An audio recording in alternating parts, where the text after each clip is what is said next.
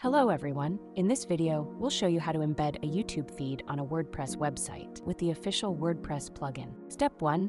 Create your widget. Start by opening the Mirror app website. Sign up or log in if you already have an account. Then click Create New Widget. Choose YouTube feed from the widget options. Step 2. Customize the design. Select the source you want to connect and go to the Design section to edit what you want to display on your website. Once your feed is connected, you can customize how it looks.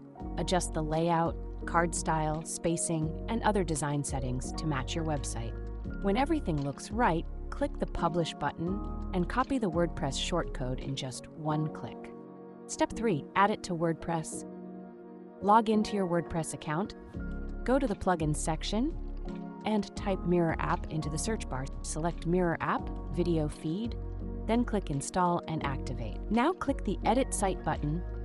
In the editor, click the plus button and find the shortcode option. Paste the shortcode from Mirror app into the shortcode block, place it where you want the widget to appear on the page, and save your changes. Great! Your YouTube feed should now appear on your website. Please note that some custom code options in WordPress may depend on your current plan. For more information, visit our Help Center and explore the links in the description.